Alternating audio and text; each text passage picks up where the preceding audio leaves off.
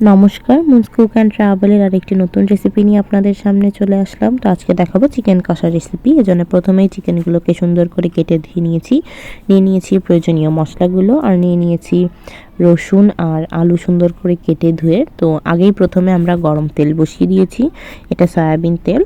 তো আপনারা যদি সরিষার তেল পছন্দ করুন তো অবশ্যই সরিষার তেল দিয়ে রান্না করবেন। তো মাটির চুলায় যেহেতু গ্রামের বাড়ি এসেছি, তো রসুনটা ভাজা শেষ। এবার লাল লাল করে আমরা আলুগুলোও ভেজে নিচ্ছি, দিয়ে দিচ্ছি কেটে রাখা, ধুয়ে রাখা, পরিষ্কার করে রাখা আলুগুলো এপাশ ওপাশ করে সুন্দর করে একটু লাল লাল করে ভেজে নিব।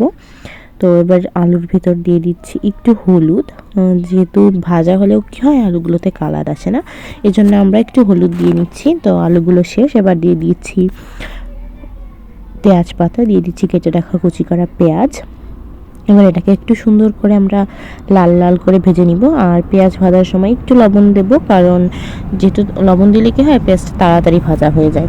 এবার দিয়ে দিচ্ছি হলুদের গুঁড়া, মরিচ, লঙ্কার গুঁড়া, দিয়ে দিচ্ছি বেটে রাখা রসুন, আদা, জিরা, শুকনো লঙ্কা, আর একটু ঝালের গুঁড়াও ইউজ করেছি। তো এবার মশলাটা দিয়ে দিচ্ছি, এবার সুন্দর করে কষাবো 1 থেকে 2 মিনিট, যাতে কোনো ধরনের কোনো কাঁচা গন্ধ না বের হয় মশলা থেকে। এবার এই মশলার বাটিতে একটু সামান্য জল নিয়ে মশলাটার ভেতর দিয়ে দিচ্ছি, যাতে সুন্দর করে এটা কষানোর জন্য, কিন্তু বেশি জল ইউজ করিনি, এখানে সামান্যই জল ইউজ করছি।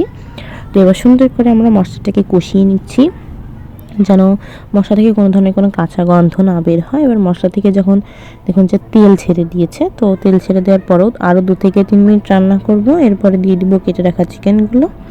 এবার চিকেনগুলো দিয়ে আমরা সুন্দর করে এপাশ ওপাশ করে নেড়ে নিচ্ছি, আর এমনভাবে সবগুলো চিকেনের গায়ে যেন মশলাটা লাগে সেজন্যে সুন্দর করে উল্টিয়ে নিচ্ছি, যেন সবগুলো মশলা সুন্দর করে চিকেনের গায়ে ঢুকে।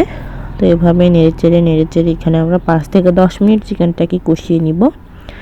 আর এর মাঝখানে এটা যেহেতু চিকেন কষা হচ্ছে, অবশ্যই এরকম আমি জল ইউজ করিনি, শুধু মশলার জলটা ইউজ করেছি। আর এবার মুরগিটা 5 থেকে 10 মিনিট একটু রান্না করার পর দেখবো যে জল ছেড়ে দিয়েছে। তো এবার দিয়ে দিচ্ছি মশলা, এখানে দিয়েছি দেখতেই পাচ্ছ মশলা। তো দিয়ে দিলাম মশলাটা, এবার আরও সুন্দর করে কষিয়ে নিব। তো 5 থেকে 10 মিনিট আরও কষানোর পর রেডি হয়ে গেল আমাদের চিকেন কষা। এরপরে দিয়ে দিচ্ছি আলুগুলো আর রসুনগুলো দিয়ে একটু পরিমাণ মতো জল দিয়ে কাঁচা লঙ্কা দিয়ে পরিবেশন করব গরম ভাতের সাথে। অবশ্যই একবার ট্রাই করবে রেসিপিটা, মাটির চুলায় আরও রান্নার স্বাদ দ্বিগুণ বেড়ে যায়। আর ভালো লাগলে অবশ্যই লাইক, কমেন্ট এবং শেয়ার করবে। সবাইকে ধন্যবাদ, দেখা হবে আরেকটি নতুন রেসিপি ভিডিও নিয়ে। সবাই ভালো থাকবে, সুস্থ থাকবে।